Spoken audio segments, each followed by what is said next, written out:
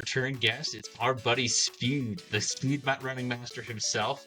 We're going to be doing a couple, how we've been doing a lot with our return guests. We're doing kind of more of a casual, laid back, get to know, what they've been up to for the last couple, of months.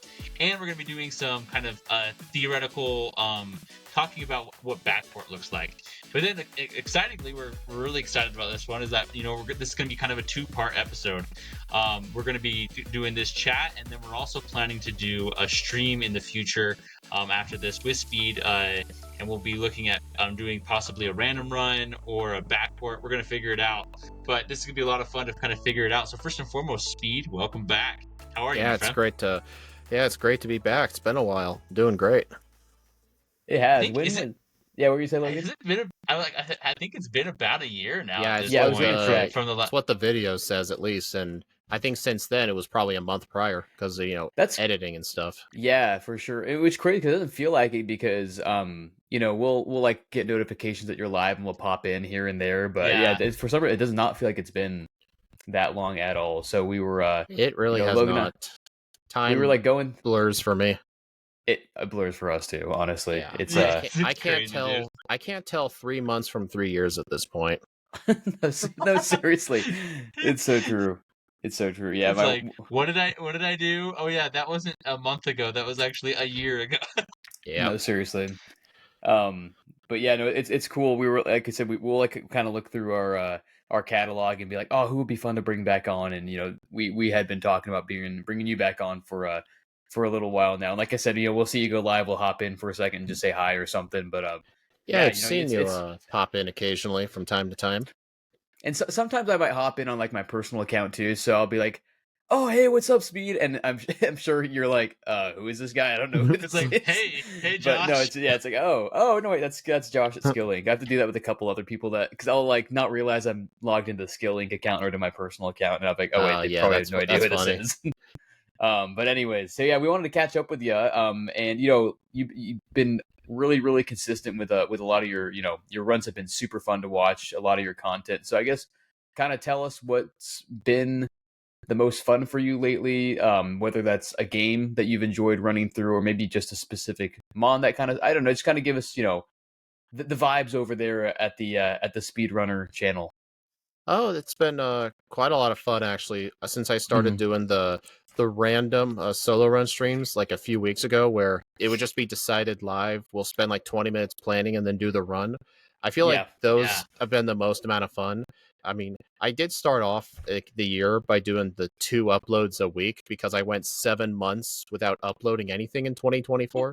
I think my last upload for that whole year was the Modern Weedle and Crystal run, and that was like in May. I was looking at those too. Yeah, and I didn't upload for like 7 months. I just wasn't happy with the quality of the content. I didn't want to keep making it that way, so I spent the 7 months offline just getting myself back together, and I re-ranked a lot of my old runs to get better at the game.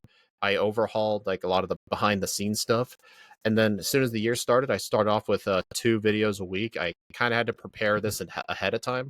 And I was doing good keeping it up at first, and then it slowly started to become real difficult to keep that up, especially since Scott's Thoughts started introducing a Mew race in yellow version, and I participated in it, and that ate up quite a lot of time. And Mew honestly kind of broke a lot of people's brains because you know what happens when you get like 100 people together with a really good Pokemon? It basically turns into red and blue any percent all over again. Like just hey, like, oh no, you need to get this item here instead of buying it. It'll save you like a third of a second here. It's just it took a lot of my time, even though the run was only a week, and then I started getting further and further behind. And then it got to the point where I couldn't really keep up the 2 videos. Plus, I've noticed the second video in the week always tended to perform worse. I think it was trying to compete with the first video. So I decided to actually go through all my backlogged footage, and then I reduced it down to 1 a week. And then I would do the Pokemon that would have been the second video as a stream, which is why this week I had Plusle as my video and Minen was a live stream because they were originally going to be dual released videos. But then I don't know when I came up with the random solo run stream. I think it was when I was doing X and Y like several weeks ago. I had the idea to just do a run offline for fun. I decided to have it randomly generated. and I think it was Clefable. I did the run in my Discord server with a few other people, and I'm thinking, wow, this is actually really fun. I should really make this part of the streams. And now I do like 2 or 3 random runs a week, and it's been a lot of fun. There have been mixed results too. Like, I mean, for this week, it was let's see, I did 3. I got Victory Bell, which ended up being really good. And then I got Illumise, which was one of the worst Pokemon I've played since Bastiodon. And today was Breloom. Illumise is bad. What are you talking about? I'm just kidding. Yeah, it's not it's not great. What made it bad is, one, it doesn't get Tail Glow. It doesn't get Double Team by level up. It's in the fluctuating growth rate instead of the erratic, which ended up being really, really bad for it. And it was just horrifically bad to deal with. Like, my setup move in the league was Charge Beam.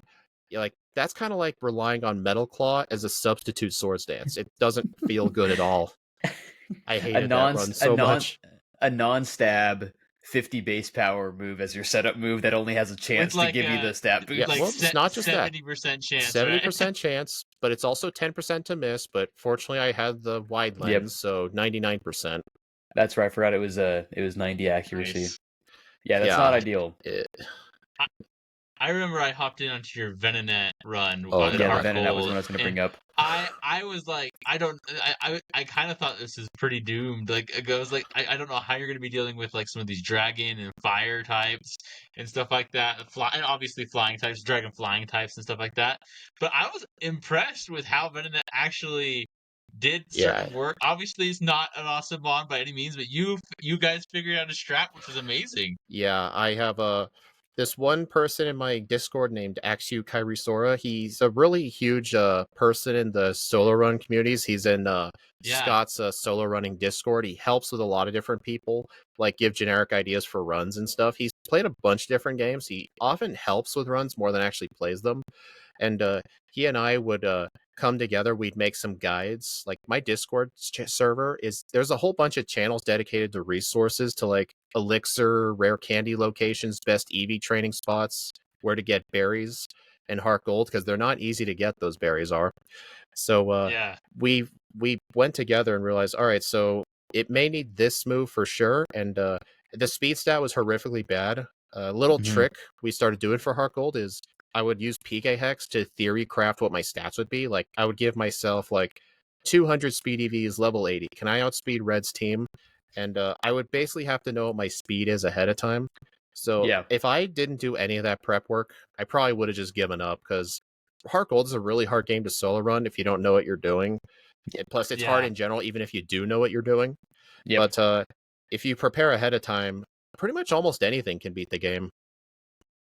Yeah, no, I think that's fun. What's really been fun about the these randomized runs and rolling something live and then kind of having to basically figure it out on the spot with the stream is really fun. Like, specifically that Venonat one, where, you know, if anyone wants to go back and watch, I highly recommend it. Your reaction says it all when Venonat pops, because you're just like, please don't be a stage 1, please don't be a stage 1. And then it's I do it every time.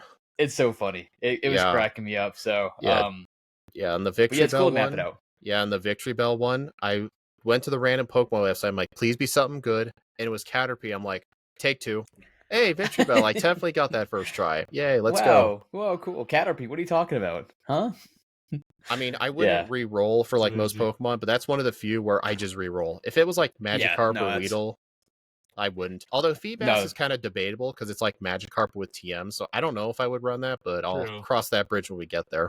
Right, whenever the randomizer deems it so. But yeah, it makes sense. I mean, Caterpie, Weedle, that's kind of just blatantly kind of a waste of time and unnecessary stress. But I mean, honestly, even Illumise was that's kind of pushing it too. It's like, you're like, it's so bad, but you made it happen though. It has just enough to squeak it through. Yeah. So I also just remembered my original inspiration for the random streams.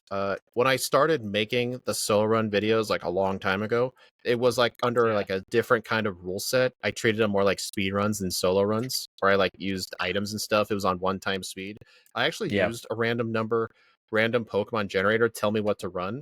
And I really enjoyed doing that, but it wasn't a good idea for produced videos, because no one's going to be looking up Heart Gold with Spoink. No one's going to be looking that up. But if it was done as a stream on the spot, then it would definitely be a lot more fun. That's why the videos, I try to make it like sort of like a theme, like Plusle and Minun. Next week will be Kabutops and Omastar. But then again, the Ooh, that's random cool. Pokemon could be Pidgeotto, it could be Ho-Oh, which I would hope it's not. Because in that game, Ho-Oh only gets Safeguard and Whirlwind to level 17. Well, that's true. Yeah. Why did they do that? There's some questionable choices from some like basically gens like 2 through 4. It's like, okay, Yeah, what was the thought process here, guys? Yeah, it started in Yellow as well. Like instead of Gyarados starting with Hydro Pump and Dragon Rage, it gets only Tackle. Her Alakazam gets Teleport and Kinesis, no confusion. That kind of stuff. So for Ho-Oh Gen 3, I'm just looking at the Learn set. Level 1 Whirlwind, level 11 Safeguard, level 22 Gust, level 33 Recover. I take and then that back, level it's 22. Finally Fire Blast at level 44. Yeah, it's Gust at 22. My so gosh. Honestly, it's crazy. Ho-Oh would probably need Struggle at that point. I just have to hope I don't get it. Honestly. Yeah, you just like literally go to the wild to get your PP down. And then I guess it depends on the game, but as far as like TMs, I mean, it gets access to some good TMs, but nothing that you could probably really get early game to utilize. TMs like before the first gym leader for the most part. Yeah. It's very rare. Yep. Yeah. So that would be an interesting one.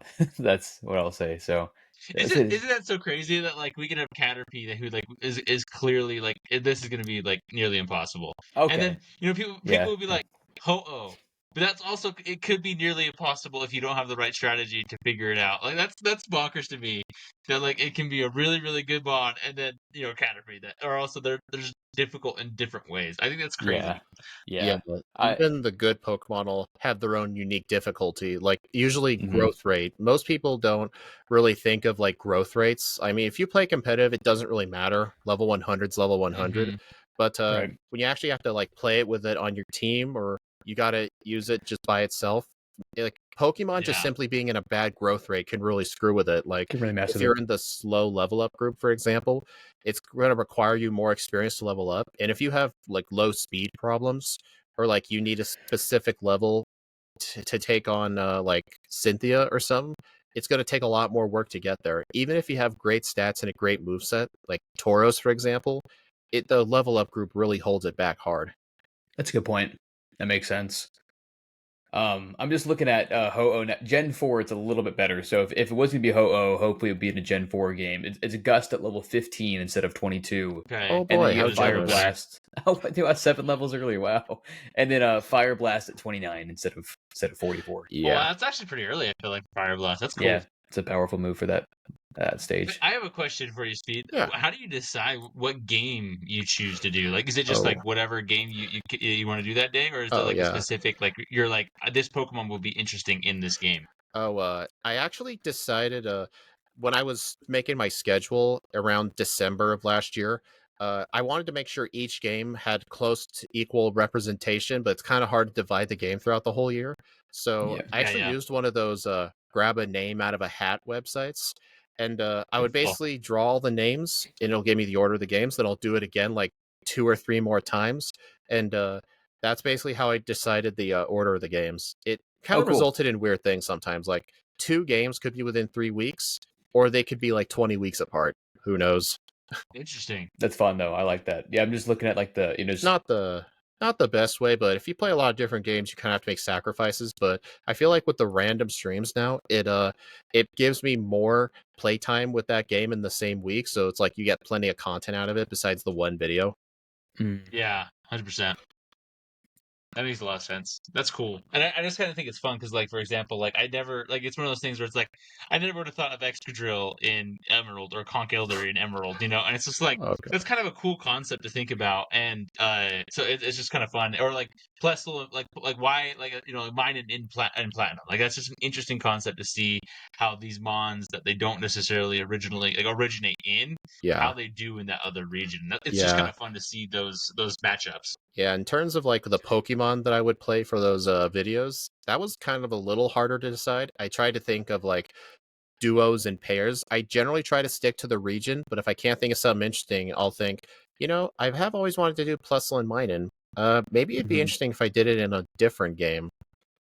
It's like it requires a little bit of thinking. Right. That's super, super fun. I'm wondering, recently you also, congratulations on 2K subscribers, and you did a 2K stream with Mew in, Yeah, it was I believe it was Black and White. yeah, black and white. It was a video where I answered questions and Uh, answers. Yeah. yeah, I'm just kind of curious, like, so similarly, because you had that run where it was on yellow with Mew, right? And then you have this run in Black and White with Mew. Was it obviously it was a little bit of a different kind of format and things like that, but like, how did Mew hold up in that kind of a game? Was it similar stuff, and how was that video in general? It How does it feel to be at 2K subs too? it feels really good to be at that number. I mean, I didn't think I'd get 1,000 in the first place. Like, I know it's a kind of a cliche thing to say, like, oh, I didn't realize I'd get here, but Yeah, I will say though, as of lately, the growth has been speeding up quite a little bit. I'm thinking It's from the awesome. streams and the videos, like my streams in the last couple of weeks have been very successful. The other day, I had a record-setting amount of live concurrent viewers all at once. It was wow, one of the platinum random runs. It might have been Illumise or Victory Bell. I Yeah. can't remember, but I had a max viewership count of 32 all at once. Wow. And That's wow, fantastic. the average view duration for each viewer was like 30 minutes, which is insane. Wow. So people sticking around for a that's little bit. really That's Oh good. yeah, fantastic. absolutely, yeah. But in terms of the Mew Dang. run, it honestly kind of felt worse because Black and White isn't really generous with what kind of TMs it gives you early game. Yeah. So I had to rely on Mega Punch for the first 3 gyms, and I really hated it. But Mew gets a really funny move called Reflect Type, where it copies the opponent's type. Let's see. Kind of like Gen 1 conversion with Porygon. Yeah, I would actually use it mm-hmm. in some fights to gain the same type of attack bonus with Mega Punch, but when you have to Oh, use that's Mega cool. Punch like 40 times and it keeps missing, it's awful. It's one of the reasons the Hey. Mew race in yellow really kind of tired me out. I hated the fact that depending on the number of Mega Punch misses, you'd be behind your best ever run. It just, Oh, I wow. Yeah, hated it just comes down to RNG and how I often hate you Mega hit. Punch. Yeah. Interesting. Yeah, I'm just looking at the at Muse. Yeah, the reflect type could make for some really fun interactions. It was an interesting move.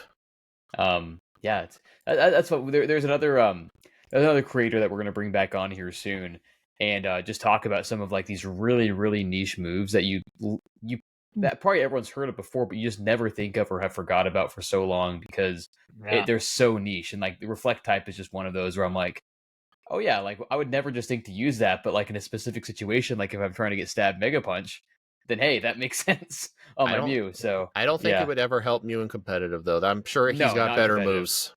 Oh, definitely a competitive, but like that's the fun thing is that like whatever the context that you're in, whether that is like a speedrun playthrough or it is competitive or it's whatever the context is, there's a little something for everything, and that's what's kind of crazy about it.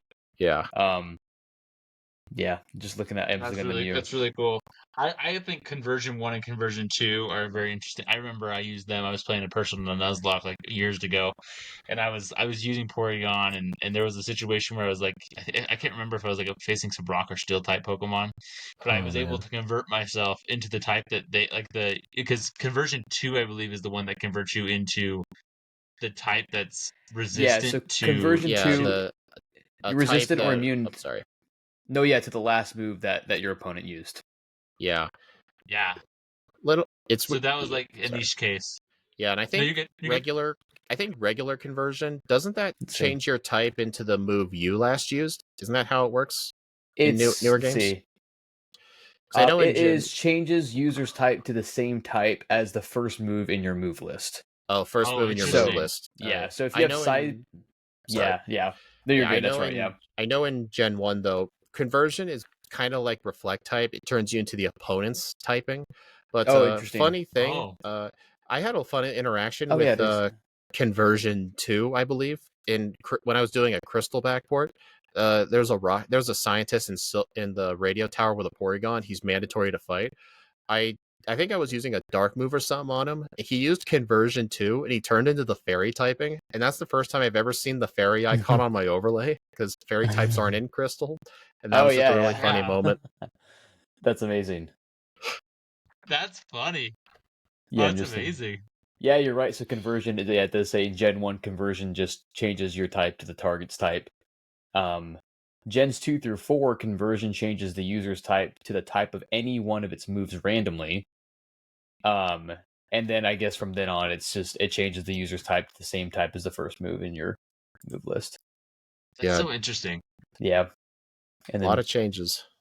A lot of random stuff. And then there's the Z move version of each of those as well, which is funny. What does that do? So it's so for Z power conversion, it raises all your stats by one. You get an Omni boost, but then you get in addition to the usual effect of the move, and then Z power conversion 2 fully restores your HP in addition to the usual effect of the move. So you get full restored. Whoa. That's really interesting. Or not full restored, you just get like a max potion, basically. So yeah, interesting. Yeah. No, I'm not sitting here running conversion or conversion 2 in every one of my playthroughs, so it's kind of fun to just be like, oh, interesting. Store that away in when my you learn about those bank. unique moves. Like another example, I've actually learned to gain a newfound respect for the move Encore. Encore's great. Yeah. I always thought it was a garbage move, but when I did Plusle and Minun and I realized I could completely trap the opponent to never damaging me at all, plus if the Encore wears off, you can just immediately use it again. Reminds me of Gen 1 Sleep, honestly. Plus, I could like trap the opponent into using a weak tackle, so he could never use like Screech. That was definitely quite fun to play with. I mean, Illumise had it, but that didn't really make it any better. I was gonna say, I was looking at the learn stats. I was actually gonna ask. I'm like, oh, wouldn't Encore have been like semi-useful? But I don't know. I guess when the AI is just trying to use the highest damaging move against you, maybe not necessary. I guess it's for like a solo run. Encore probably isn't as useful, but maybe for like a challenge run where you're using a full team of 6, it'd be a lot more useful where you could switch into something else. I think so. I think it was useful for Plusle and Minun just because their moveset was really limited and they are really bad Pokemon. Yes, that's unfortunate. Yeah. It's also fun to like look at this Pokemon like Plusle and Minun in the context of the generation in which they were introduced and what Game Freak was trying to go for. Like, Plusle and Minun are Gen 3. That's when we had, you had double battles and you had abilities introduced. So it's like, here's the plus minus ability. And like the whole intention is that you kind of try to use them together a little bit. But then it never really, they're bad. So, and there's only like a few instances in the game where you would be able to do that. And I don't know how many people are running Plusle and Minun together at the same time. So no, not many people. Trying to find those double battles for that specific plus minus boost, right? Yeah. It's funny. Oh, that's amazing. I kind of wanted to ask you a little bit because so recently you've been doing these random runs and then you've also been doing some fun backports recently. So I think we mentioned earlier Excadrill and Conch Elder. I think we talked about it a little bit in our original interview with you. But I was wondering, could you kind of walk us through again, like what is the process of kind of doing a backport like that? What does that look like? Kind of how do you map that out? I remember I walked in, I think you were doing Celesteela on like Gen 1 or something one time. That was a long time ago. Yeah, and so and I remember that I remember watching you do the sprites and stuff like that too, and I thought it looked amazing. So I'm just kind of wondering if you can kind of walk us through kind of that process again, and we kind of get some interesting details there. Yeah, I can. Starting with Red and Blue, usually the first thing I would do is not usually the sprites because I like to say that for last. We use the Red and Blue disassembly. And we use Visual Studio Code to edit a bunch of things. I used to have to edit individual files to like edit different parts of the Pokemon because I have a modified version of the disassembly that I think I created it myself with help from others where I actually added a 150-second Pokemon slot. And in Red and Blue, that is not easy, especially because of the... there's something in Gen 1 and Gen 2. It's in all the games, I think. There's like a thing called like graphical memory banks. And like there's like 6 different memory banks for like all the different sprites in the game. And you got to make sure they're in order for the Pokemon and their index numbers because they're not ordered by dex number. That's why like Rhydon is Pokemon number 1. Number 21, stuff like that. And you got to make sure all the stuff's lined up properly. And each memory bank usually has bytes to spare. And if you attempt to put in a new one and there's no room for it, it can cause some overflow. And that's really bad for the game. But we were able to move things around and barely squeeze in a extra Pokemon. And before, when I would like edit the stats and the move sets and stuff, I used to have to edit like 10 or 11 different unique files inside the disassembly. But Scott was actually able to help me condense it down. He used some of his own, I don't know if it was like JavaScript code or something, but he was able to get the whole process down to editing just a single file, and it would use a bunch of macros to update a whole bunch of other things. So I would just put in stats right here, level up set right here, TM set here, growth rate, and then I would have all that in, and I could put in all the info for it in like 5 minutes or less. And then for the sprite, usually I would try and go to like GitHub, for example. I think there's a polished crystal ROM hack that has a bunch of Pokemon in it. I'll usually, if they have a sprite that I'm looking for like, it's usually Gen 2 style sprites, I will use one of those, and I'll try and credit in the stream if I remember to. Yeah. But I will usually use the front sprites, and then the back sprites kind of have to be condensed, because how the sprites work is in red and blue, they can be many different sizes. The maximum they can be is 56 by 56 pixels. They can go smaller, but they have to be in multiples of 8, I believe. Because I know like some of the sprites are like 48 by 48 just to make room. Like for Voltorb, you don't need all that empty white space, but I just do the maximum each time so I don't have to think about it too much. And then for the back sprite, though, it has to be 32 by 32, but there's 4 pixels there's 4 pixel rows on the bottom and on the right-hand side that get cut off with text boxes. So you effectively only have 28 by 28. It is really hard to make the back sprites look good.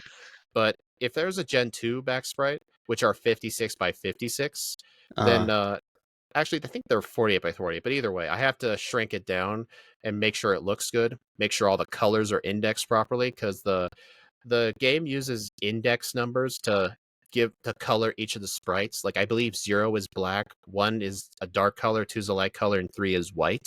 Oh, interesting. That's basically how the sprites like show colors. It's just numbers. If there's an extra color, or if you make sure that the 0 is black, if you don't make sure it's black and it's white, the whole sprite can appear inverted, and I've had that happen plenty of times, especially on streams. We'd all start and I'm like, oh well, what is this? yeah So I would have to fix that.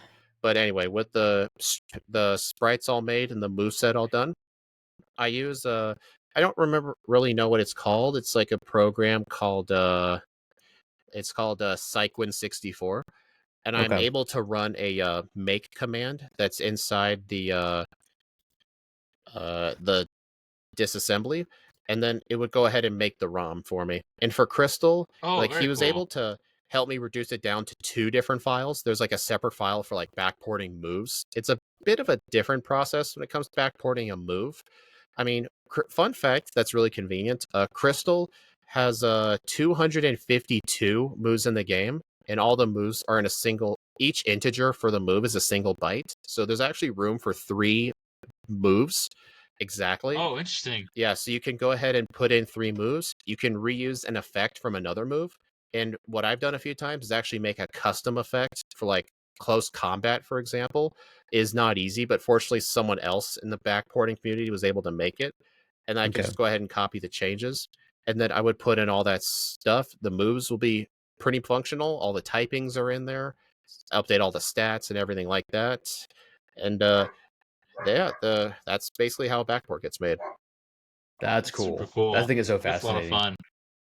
I think like it's like those little nuances, right? Like I'm assuming like, so for example, let's just say with like Conch Elder and this most recent Emerald one, like I was seeing that it kept its ability guts, and then but did like what was like because I'm assuming the move set, did you try to like match it up as close as possible to what it is currently, like the modern moves Conch Elder, or do you try and match it into something else, or how does that work too? Oh, the Emerald and Fire Red backports are actually made a little differently. Axew Karisor, who I mentioned earlier, he actually makes those with some Fire Red like ROM hacking tools, like some really old ones from back in the day. Oh, interesting. He would actually do the shortcut strat of adding a Pokemon in.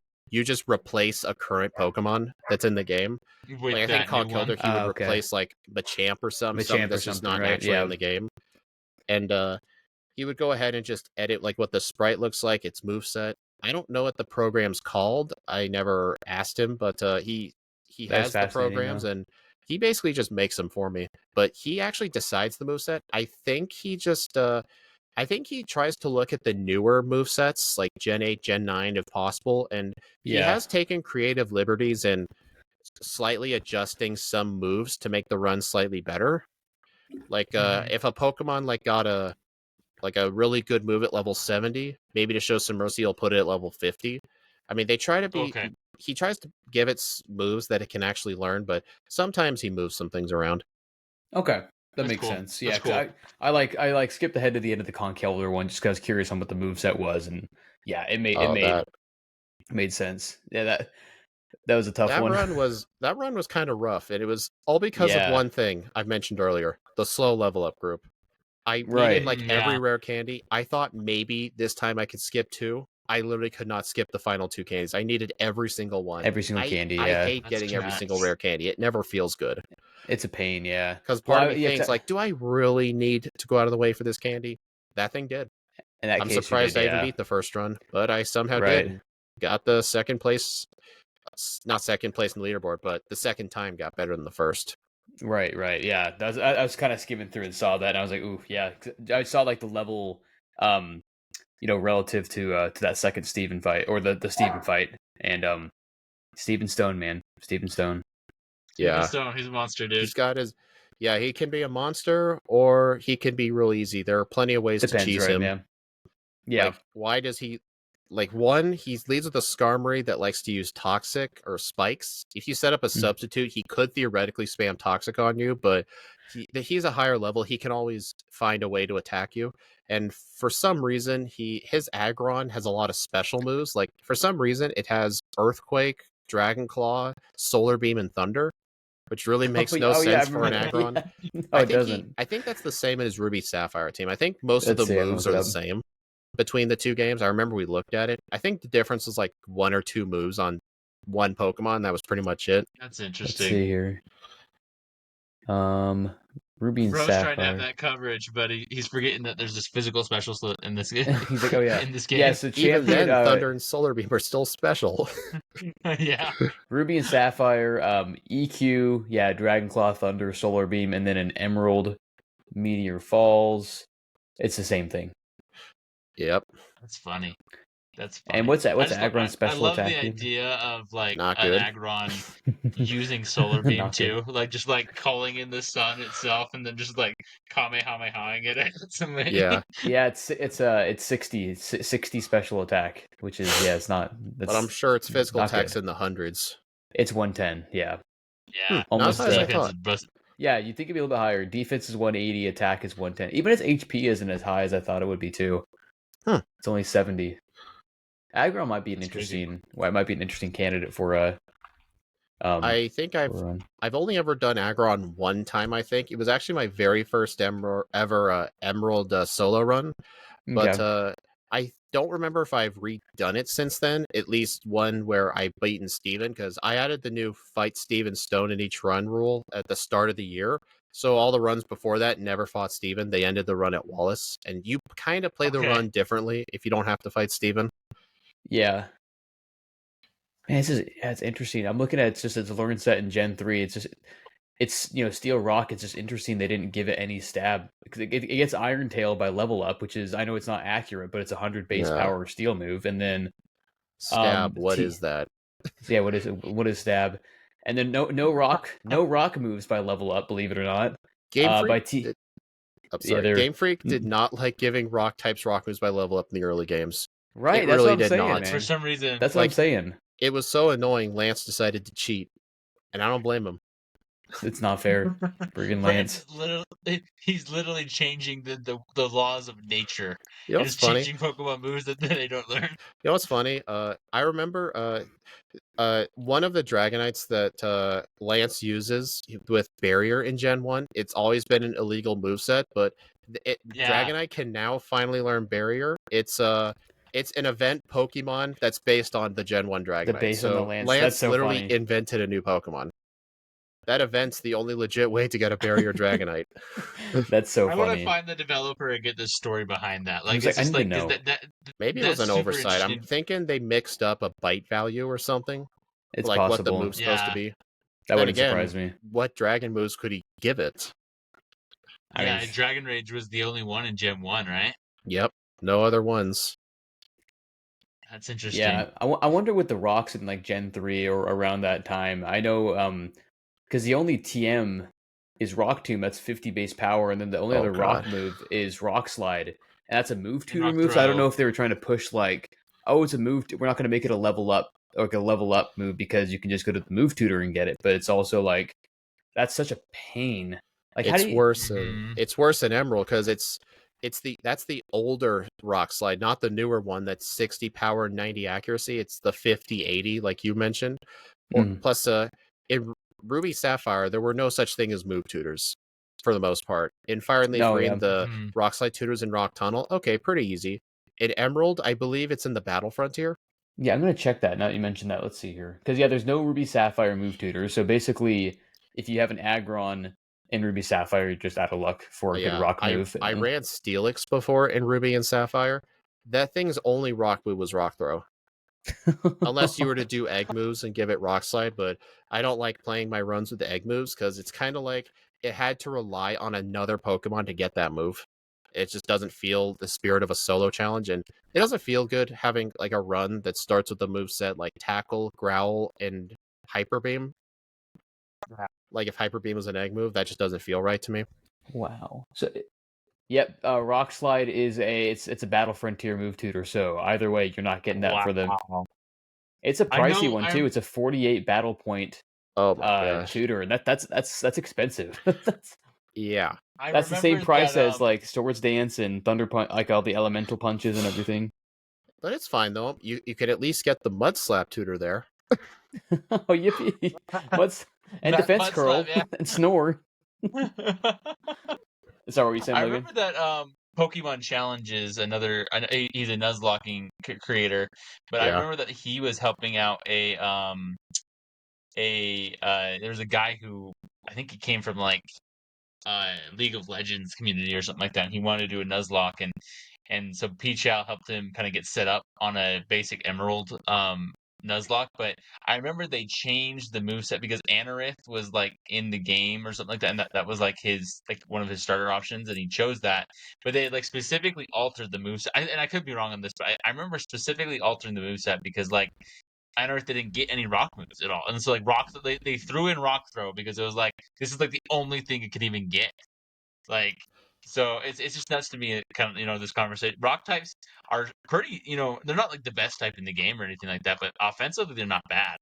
And so it's like it's crazy that they just didn't show any love to rock types at all in the creation process in the first couple of generations. Yeah, it says here in Emerald it gets Ancient Power at level 37 and level 55 Rock Blast. That's so funny. Yeah, it reminds me of like Gen 1 Game Freak. Just for some reason they thought Fire Spin was the most powerful fire move. Almost every fire type got Fire Spin as its final move. Yes. Hardly anything got Flamethrower. It was so strange. And Ice Beam and Thunderbolt were TMs, but Flamethrower isn't. There was no Flamethrower TM until Gen 3. Yeah, it's I have like Crystal, the old... there was a tutor, but that's not a TM. No, yeah. I have like the old like Pocket Pokédex. It's like up to Gen 3. It's like a relic in our family. I have it downstairs actually because I'm never given it. It's a family heirloom at this point. But it's funny because when you get your setups all up, that thing will be like on a shrine. Honestly, I probably should. I'm gonna get some shelves behind. I should probably have it up there. But it's basically like the Bulbapedia or like the Pokemon database before like one of those books or like a physical electronic. No, it's like a physical book. No, it's a book. Like it's an actual book that we got like at a bookstore or something. We've had a lot of those different kinds of books. I still have some walkthrough books for Black 2, White 2. I have a little Pokedex guide. We have an old walkthrough guide for Diamond and Pearl that's really heavily damaged. And we actually did have some of those like ultimate essential guide to Pokemon. And it would have like all the Pokemon and their like moves and stuff. Although some of the information would be wrong or like really vague. Like, it showed me the moves, but when do I get the moves? I gotta mention something about that in a second. But I remember like when we were younger, we just like look at the learn sets and be like, we're like fire. I just like kind of what we're talking about. Like it gets that move for its last move. We're like seriously. Like my brother and I would just be so disgusted. But for the most part, especially as we kind of got to like Gen 4, the walkthroughs were like better. I remember like my Diamond and Pearl one being like pretty reliable with the info. But I always thought this. I couldn't remember if this is like a Mandela effect thing for me, but I always remember we had the Fire Red Leaf Green one as well, and the information in it was like so bad, like stuff that was just blatantly incorrect. And I'm like, was that always the case? And then like a year ago, I watched a YouTube video where someone's like, I'm gonna play Fire Red or Leaf Green exactly As how Nintendo the strategy Nintendo guide, wanted you yeah, to. says to do it, and it says Prophecy. stuff like Poppy. It says stuff like poison is weak to fire, or it will say like just like typos everywhere. Learn sets being wrong. You go here first, but that's actually not unlocked until you do.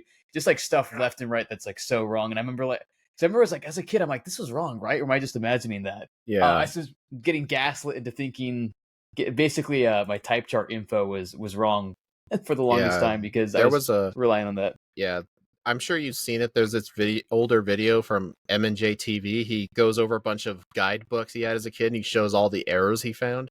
Yeah, and I remember that might have been it. Yeah. Yeah, and it showed like Clamperl, Huntail, and Gorbis is like continuous evolution instead of a split evolution, like things like that. Yeah. Oh man, good stuff. Good stuff. I love it. Well, Speed, we wanted to thank you again for coming on, and before we kind of wrap up today, we are, like I said earlier, we're prepping, for that stream that we're going to be doing again, and we're looking at doing some sort of either a random run or either a backport or something like that, something together, something fun like that. And so we want to take some time at the end just so viewers know to kind of maybe choose that mon or randomize that mon.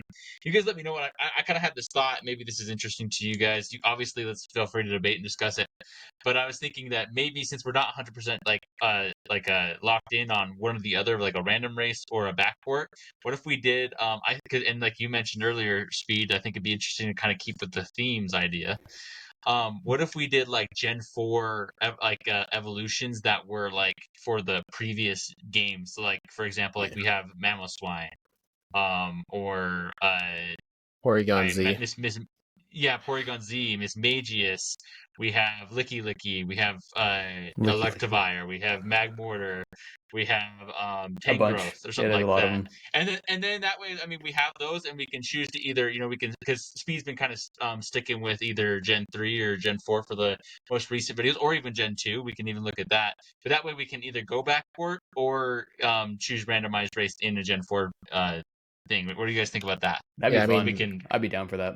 I mean, I do still pretty much all those different kind of games. I just do the one game a week mainly. I mean, the Emerald backports are a separate thing because that's always every week.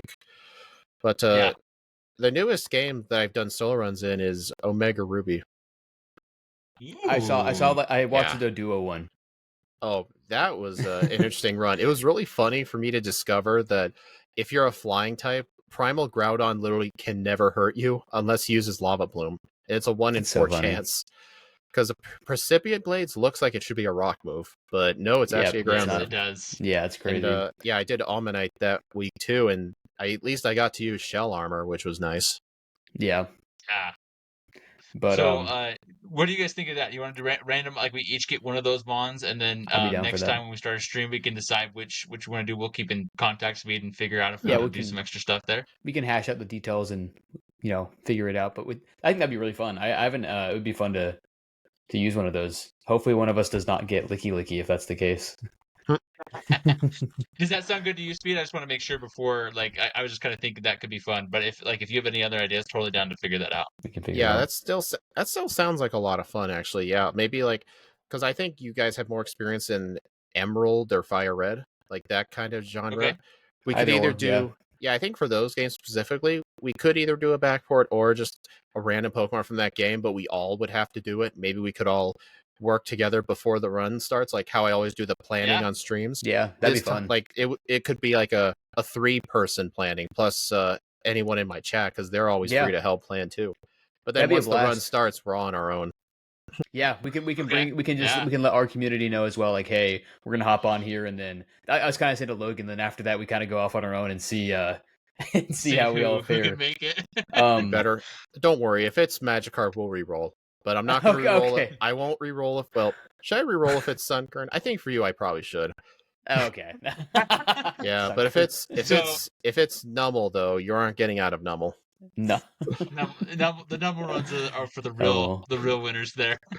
That's so funny. So then let's do that then. Let's randomize for both scenarios. I'm just like if you want, Josh, why don't we throw? Or is there a program you use, Speed, to get? Yeah, there's a website called randompokemon.com. you got to make sure to like set the filters. You can have it set to only show Kanto, Johto, Hoenn. Technically, it can go more specific. Like there's like a Sinnoh Platinum option, but I just do generic Gen 1, Gen 2, Gen 3, and just show one Pokemon. Oh, there it is. This the one? Yep. Okay, cool. Yeah, you have the 3 regions set to Kanto, Johto, Hoenn. Yep. All right, all types. All right, generate. Shelgon. Okay, all right, that doesn't sound bad. That's not bad. That'll be interesting. You know yeah, look at its moveset. Make sure it's the Fire and Leaf Green set too. Yes. Looking up Licky Licky, huh? Should I be concerned? Maybe you should actually. No, I was like, what does it get? And then I was gonna mention I got Power Whip, but yeah, interesting. Oh wow, it gets a lot of Bite and Headbutt. So yeah, Bite special move for Brock. That's easy. I'm pretty sure Shelgon's in the slow group because I'm pretty sure Salamence is in the slow group. I don't know evolution lines stay the same because otherwise that would cause a lot of problems. But we don't have to worry about Dragon Lorelei is going to be a huge problem though. Do we get the Rock Slide tutor move down there? Do we get? Okay, we at least get Rock Slide. If we didn't get Rock Slide, we'd be kind of toast. That'd be kind of a big problem. I'm curious, what does it what are its stats again? 95. Wow. I did not know its attack was that high. Interesting. Well, it is slow. I knew that. That's very slow. 50 special. Yeah, Lorelei is going to be a big problem. Bad. But at least most of her team is weak to rock moves. Yeah. Yep. Not all of them have ice moves either. I believe Slowbro does not have an ice move. Cloyster does not. Its only attacking move is Dive. And its other moves are like Protect, Spikes, and I don't remember. It's some move that doesn't do damage. Right. All right, well, there's Shelgon. That's fun. Oh, no. That sounds good to me. Okay, here we go.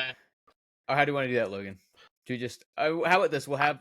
Let's just say... Should we say we generate the 3 Mons now, and then when we actually hop on, then we'll randomize and see which of us gets which one? That sounds real interesting, actually. Like, all of us... But who would get the Shelgon one, though? Like, do we just randomize the 3 and so let's randomize the 3. We'll have the 3 Mons generated right now. Okay, and then so... next time when we actually when we have the big night, then we'll have the random assignment of who gets what. So I guess let's do the other 2 over. So, but then who would get the Shelgon? Well, it'll when on the night of, what we'll do is we'll randomize again to see who gets which of the 3 Mons. So you could get the Shelgon, I could get the Shelgon. Let's see what the other 2 are. Yeah, let's see what the other 2 are, and then we'll. Oh, so these will be the 3. No, reroll that. No, I did jinx hilarious. It. Reroll that. That's crazy. Poliwrath. Ooh, Poliwrath. Have fun spamming really Hypnosis. Yep. Yeah, because it's a stone evolution, right? So it gets like 0 moves too. Yeah. Actually, I don't know if Poliwrath starts with Hypnosis. Go to the top of that page. There's like, oh, that's wrong Pokemon. Ooh. Do you want to check Poliwag or do you want to look at Poliwrath? It rolled Poliwrath. So yeah, on the top there's like a moves learned section. You can click that and click the number 3 up there. Double Slap, Hypnosis, Submission, Water Gun. Oh, it does get Hypnosis. Downgrade from Gen 1 where it gets Body Slam at the start, but it gets a lot of really good moves actually. And if I remember correctly, I'm pretty sure Poliwrath is in medium slow, so the leveling up is going to be really nice. Actually, not bad. I think the only person I can think of that could be hard, I don't know, probably not really Sabrina, I'd say. Probably Lorelei, honestly. Water types tend to struggle with Lorelei the most, just because of the lack of coverage. Other water types. Well, at least having fighting move, though, at least to hit the ice types is nice. Submission is a fighting type. You hear this guy? One of the worst moves. How has Game Freak never changed submission? They buffed a lot of it's so bad recoil moves, but they left submission alone. I think it's still in the game to this day. They really should get rid of it. Yeah, I don't even... It's like basically, it's trash, but it does get bulk up in Brick Break, so I guess there's your option. All right, so what's the third Pokemon that all right, so here we go. We could get? Shelgon, Poliwrath. Oh, but someone's going to get... that feels a little strong. I feel like that's a little unfair because I did play Zapdos before. Let's make it a little more interesting. Let's generate again, Lunatone. Okay, Lunatone. I like that. Oh, I like that. That is... If I remember correctly, I think that only starts with Psywave. Oh no, Hardened Tackle. Oh, never mind. it gets Psywave later. Interesting. Cosmic Power, Psychic. A lot of good coverage. Okay. Calm Mind for special boosts. I guess Ice Beam? I did not know I got Ice Beam. That's crazy. Ice Shadow Beam, Ball, but not Blizzard. Psychic. Yeah, Ice Beam, but not Blizzard. Rock Slide, obviously, for a tutor. Okay, that's kind of interesting. What's the experience group? Fast. Oh, fast level up wow. group. Interesting. Fast is sort of a... It sort of misleads. Like, in the very early game, medium slow is actually faster, but once you get to level 30, then fast becomes faster. So, like, in the very early stages, it's like the second best growth rate. But in the late game, I would still say it's the second best, just behind the erratic growth rate. But the erratic growth rate is super, super slow at the start. It's like at a point where, like, if you're level 15, you need 2,000 XP to the next level. I'm not exaggerating. That's how bad it is. But once you get to the higher level, it levels up really, really fast. It's really weird growth rates. Okay. That's kind of fun. I'm actually very intrigued by this. I'm not gonna lie. Yeah, this will be fun. Remind me, Polyrath speed was like 72 or something like that, right? It was like 70. Lunatone, it's really mediocre speed. 70. So 70. So they're both okay. They're both 70. Right, so I guess when we do it, it'll be Shelgon, Polyrath, and Lunatone. What's Shelgon's and BST? Then we'll each kind of get to we'll do a random roll to see who gets what mon, so that'll be fun. It'll definitely be a slight challenge in some parts, but it's not going to be too rough. I mean, definitely Shelgon will be probably the worst one of all. But so we'll see which of us gets slapped with Shelgon. So that's our teaser for next time. Everyone listening, and we're going to try and get this video out as soon as possible, obviously, so people can see this before our challenge. But wish us luck for whoever one of us gets Shelgon, and then I don't know. It's still fun because I think Polyrath and Lunatone will still kind of present their own set of puzzles to solve. You know, because I feel like Shelgon actually has it's got a learn set, right? So it'll learn new moves. I mean, obviously they might not be the best moves in the world, but they get new moves. Yeah, Shelgon has slow growth rate. Polyrath is basically locked into that first 4 moves for the first 30 levels, and then Lunatone, it will be. I think Lunatone's probably the most balanced. I would say, where it's like, honestly, kind of gets everything pretty much. Yeah, it's got until it's level 7 where it gets confusion. But so I mean, getting to Brock, I mean, as long as you're by level 7, you should be able to do that. But that'll be interesting to kind of see how this all works out. So. Psywave is such a weird move. It's awful. It's so weird. It's ironic. People always say Psywave is one of the worst moves ever made, and don't get me wrong, it is one of the worst moves ever made. But whenever I do X and Y runs, there is a specific trainer in Grant's gym who has Solrock and Lunatone at level 25. In a solo run of X and Y, with how fast the levels go up, that trainer is actually very terrifying. Because Psywave can actually do a decent bit of your health. That's like the only time Psywave is ever scary to me.